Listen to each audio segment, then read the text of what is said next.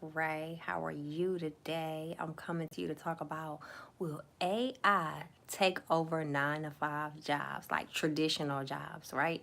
So I was looking at business.com and I was seeing that it was a article out there, and the article was saying that by 2025, a lot of 70% of jobs will be working remotely from home, right? And the reason being is because a lot of employers have since 2020 recognized the power of leverage that they are gaining by allowing their employees to stay at home. They saw an increased rate of productivity. They saw increased amount of money that they saved because they didn't have to pay the utilities at the office. They didn't probably have to pay a lot of the bills that were a lot more when people were in office versus people being at home. So it helps their budget as well. And then also you have to realize that AI is coming in and doing a lot of the leg work and footwork, which allows companies to lay off massive amounts of people at a time, different companies. And every year you see so many companies just lay off massive amount of people, right? By the year 2038, one person will be able to be a billionaire just because of AI. Imagine that. By 2038. That's 14 years from now.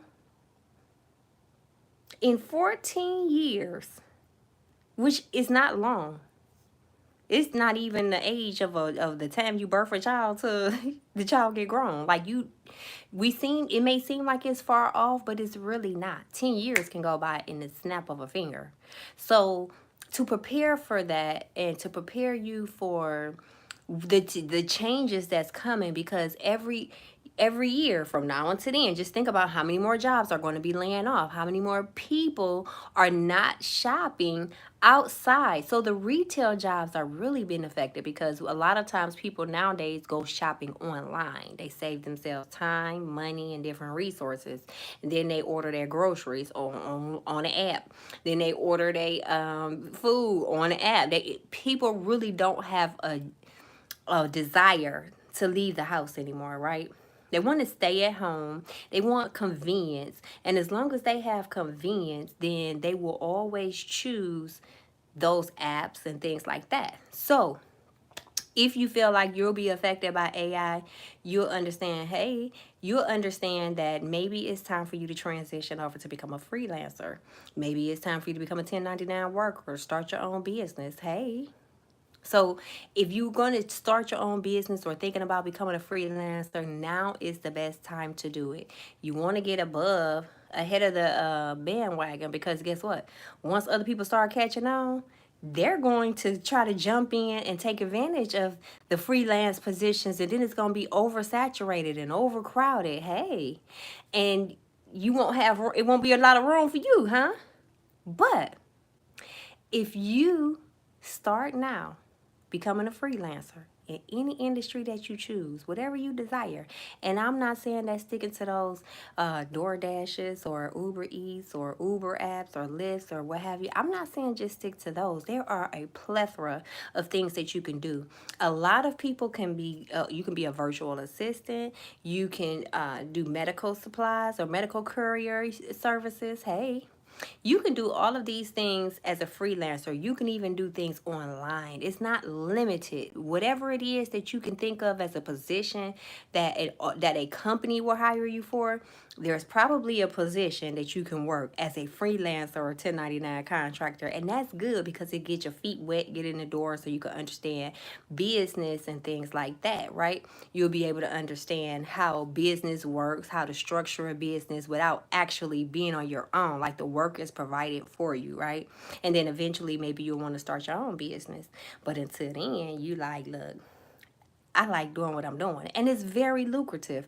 You make a lot more money. It will require a lot more structure. It will require for you to have to plan your day out. There's no longer a boss that's telling you how to work your day. So you have to be the boss of yourself when you're a freelancer, 1099 worker. You have to get your assignments or routes together, whatever it is that you're doing. You have to get that work together to make sure that you're getting the income that you want to see. And then you make as much as you want in as little as much time as you want to make. You don't have to work 40 hours a week, the traditional 40 hours. Gone out the door in a minute. So take advantage of becoming a freelancer or getting a side hustle or 1099 work, subcontracting, whatever it is that you choose to do.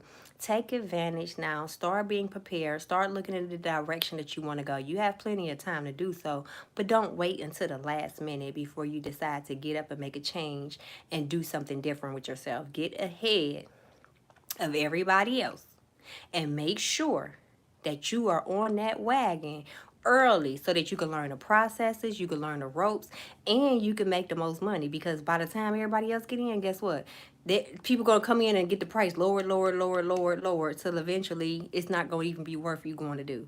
So choose the industry that you want to do. You can tune in, subscribe here. We're gonna be talking about different side hustles that you can do in your free time, in your spare time, or full time, however you decide.